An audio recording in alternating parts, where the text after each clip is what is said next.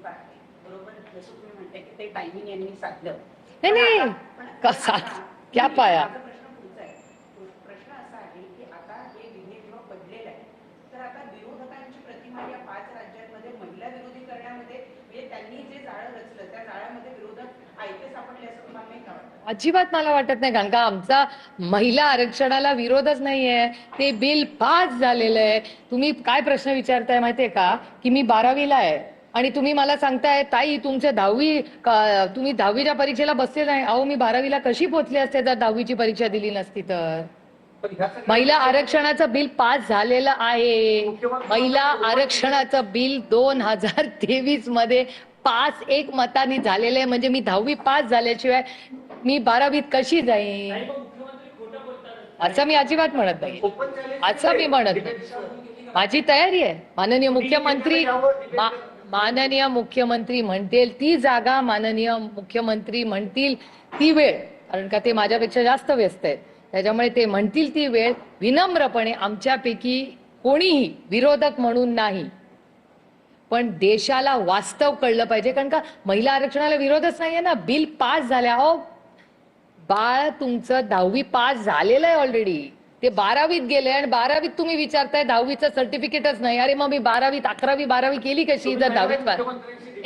अरे काय विषयच नाही ना, कारण का डिबेटच नाहीये. जर माननीय मुख्यमंत्री मला म्हणाले तुमचा महिला विरोध आहे, मी म्हणेन अहो आम्हीच एकमताने बिल पास केलं, तुमच्याच सरकारने आमचे आभार मानले बिल पास करताना. जरा डिबेट. महिला आरक्षणाचा बिलचा विषयच नाहीये. विषय फक्त डिलिमिटेशन बद्दल सीमित आहे.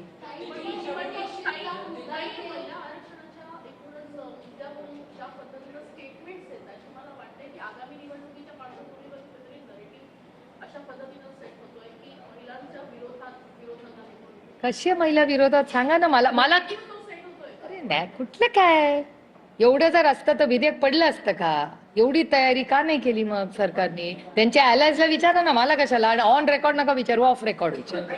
ऑन रेकॉर्ड बोललं ते एजन्सीज एकदम ऍक्टिव्ह होतील.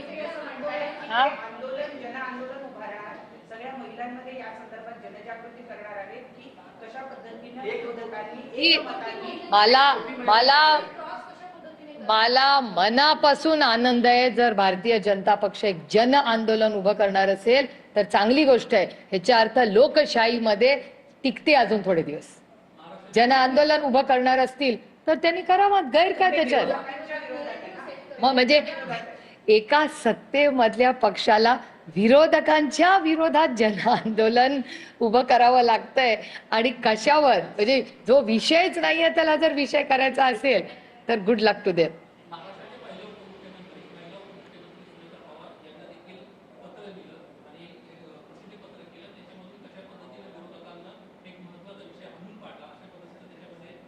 हो ही लोकशाही आहे. प्रत्येकाला काय पण बोलायचा अधिकार आहे. आपण त्या गोष्टीला वास्तवतेपासून दूर असेल तर काय करू शकतो माणूस. म्हणजे मला अजूनही विश्वास बसत नाहीये की जे विधेयक पास झालंय ते मूल 10वी पास झालेलं आहे ऑलरेडी. तुम्ही परत कुठे त्या 10वीच्या परीक्षेला बसवताय. जे पास झाले ते झाले ना.